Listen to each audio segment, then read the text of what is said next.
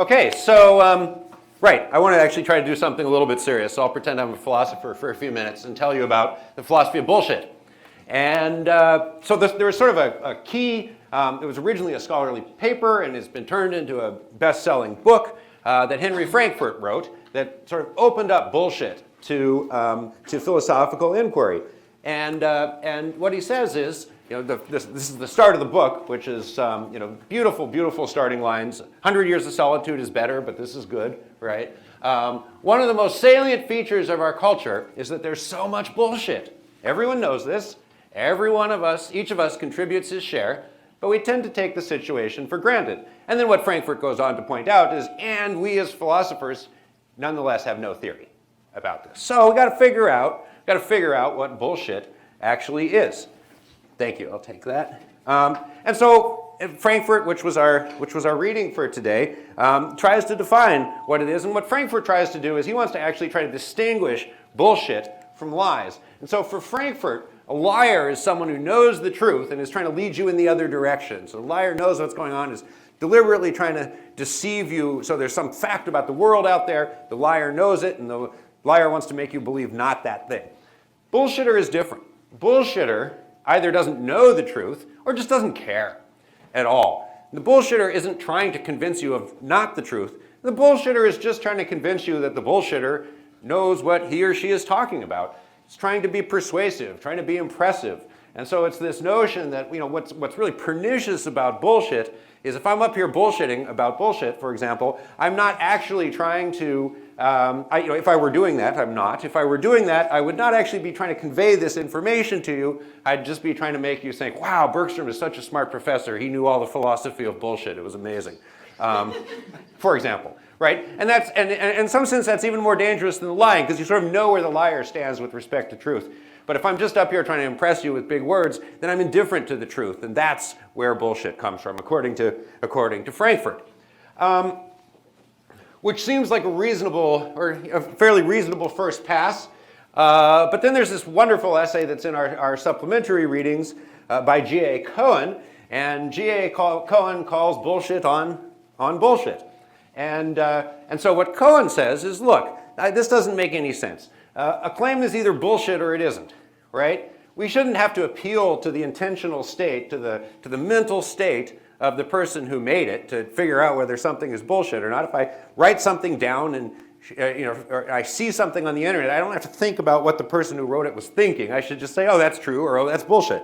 And so that's what. This is what Cohen, is sort of his rejoinder to Frankfurt, and says, no, look, bullshit stands on its own. We don't have to think about what the person who said it was trying to do. And instead, Cohen, because he's interested in academic writing, that's not a joke. It is a joke, but it's not a joke. Wants to focus on what he calls unclarifiable unclarity. So, writing that not only is unclear but couldn't be clarified while retaining its original meaning. It's just so muddled or vague that it just can't possibly mean anything. And the test that he proposes for this is take a statement that you think might be unclarifiably unclear, try negating it, and see if it actually means anything any different. And if it doesn't, it's almost certainly bullshit, right?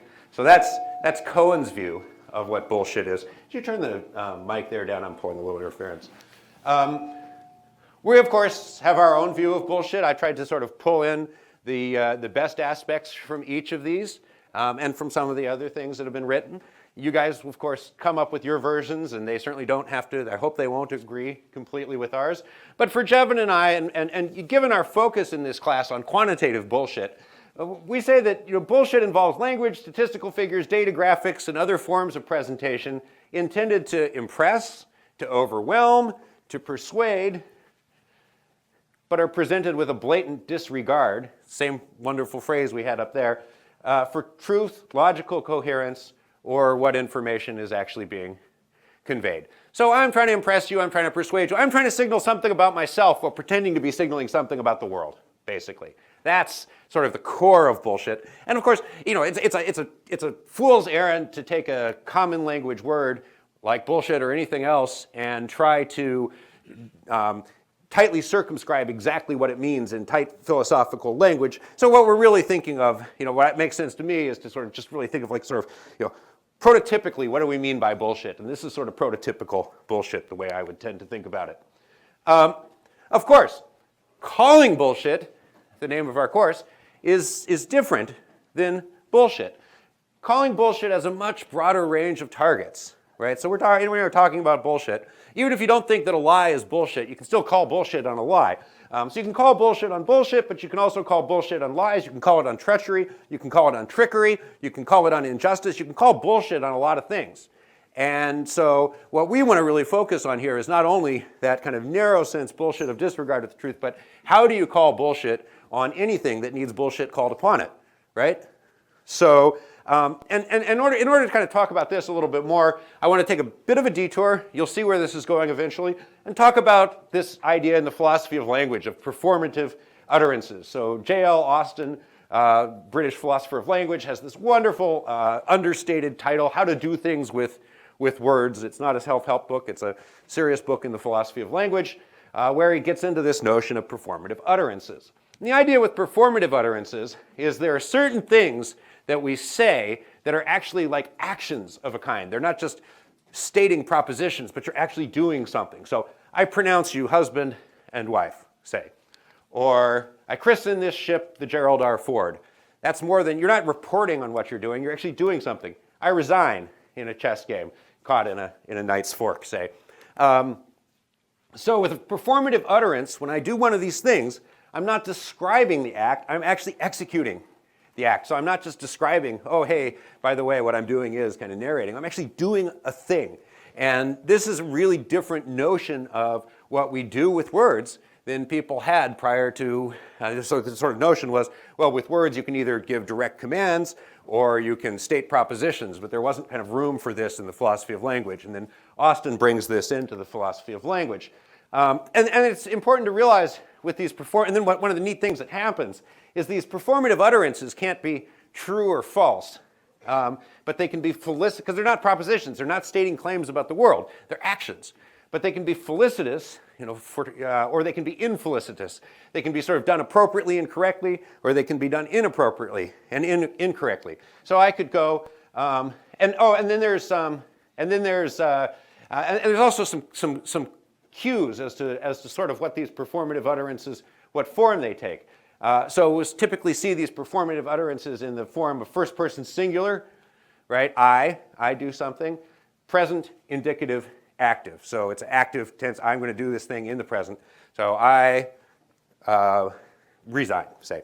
And English even has a fancy signifier that we use to indicate that a statement is a performative utterance rather than a statement of fact, and that's hereby. And so if you think about like reading various kinds of legal language or whatever, this document hereby declares that going forward these rights belong to this person. And this word hereby is signifying this is a performative utterance.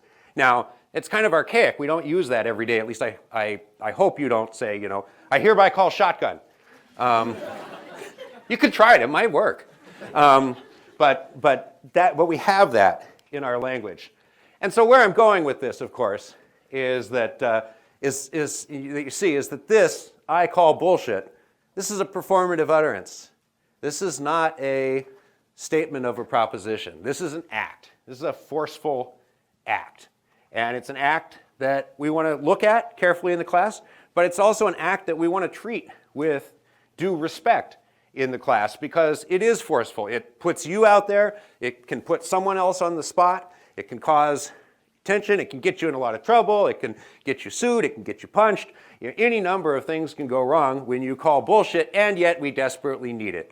And so I just wanted to kind of use that description of performative utterances to show you the force, if you will, behind these three words, which I again think we desperately need.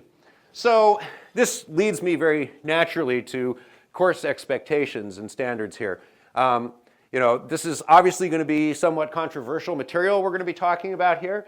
And so there's sort of three basic things I'm going to ask of people in this class. First and foremost is treat other people with respect. It's a class on calling bullshit. It's not a class on disrespecting. A call of bullshit, don't use calling bullshit as an insult. Don't use it as a diss. and don't interpret it as a diss. Jevin calls bullshit on me all the time. We're still very good friends. I don't interpret it as a diss. I interpret it as constructive criticism usually. So that's the first thing, is treat people with respect when you're calling bullshit, if you have it called upon you.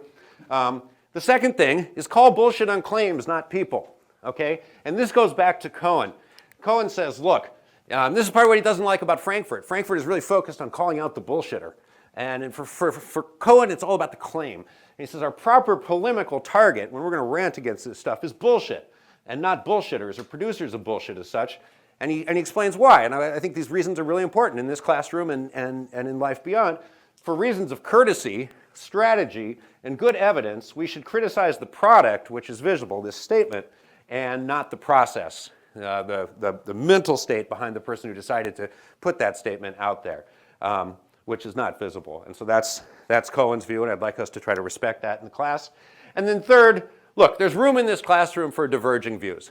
And we're not all going to agree on everything, probably not on anything that we talk about in the class. And so I want to make sure that we retain that room for diverging views. I don't want anyone to make anyone else feel unwelcome, let alone unsafe, for speaking their mind or thinking differently than other people in the class. So this is what I'm going to ask of everybody. I think it'll be something you'll all have a reasonably easy time doing, but I just want to lay it out there right from the start.